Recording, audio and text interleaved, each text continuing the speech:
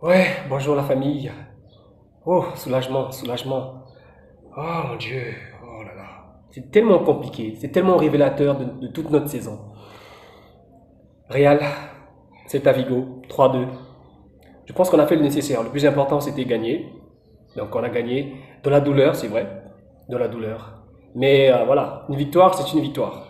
Donc finalement, Real vainqueur. Rendez-vous au Classico. Rendez-vous au dernier Classico.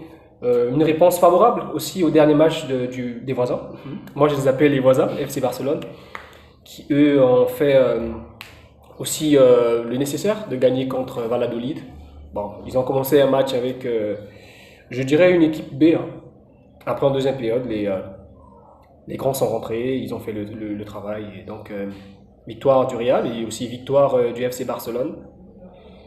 Voilà, mais pour être totalement honnête, je m'attends pas à grand chose. Je m'attends pas à grand chose pour le match contre le Classico. Je suis tellement traumatisé par ce que le Barça a produit cette saison que voilà, je n'ai même pas, j'imagine même pas une victoire du Real.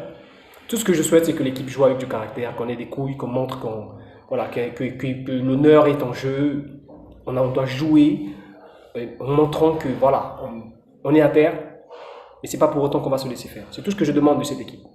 Vous voyez, on est tellement tombé bas que je peux même pas demander une victoire du Real. Vous voyez, on est tellement tombé bas que j'imagine même pas, je souhaite même pas, de mon esprit. J'essaie d'imaginer tous les scénarios possibles, mais le scénario de la victoire n'est même pas envisageable.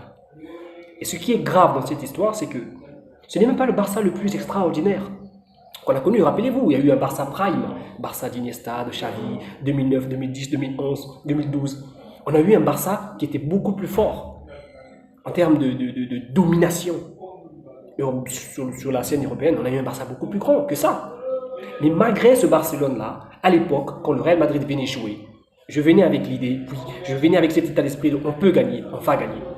Vous imaginez, devant ce Barça qui était prime, j'imaginais quand même, j'envisageais quand même une victoire du Real. Parce que je savais que les gars allaient venir sur le terrain, ils allaient mouiller le maillot. Mais aujourd'hui, je ne sais pas par quel. Je ne sais pas ce qui s'est passé, mais dans mon esprit, j'arrive même pas à envisager une victoire du Real. C'est-à-dire une victoire du Real pour le Classico du 11 mai serait vraiment ce qu'on appelle littéralement un miracle. Ce serait un miracle.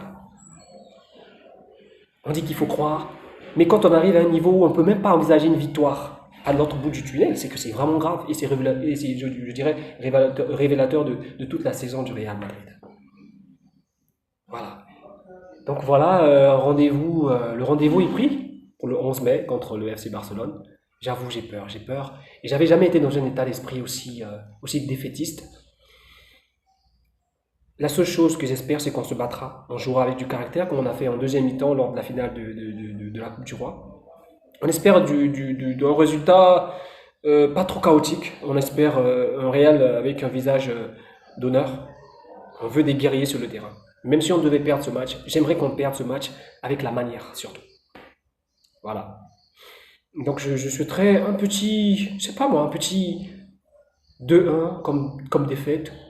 Ou si je dois envisager une victoire, ce serait plutôt un petit 1-0. Un petit 1-0 à la fin, hein, une spéciale Real.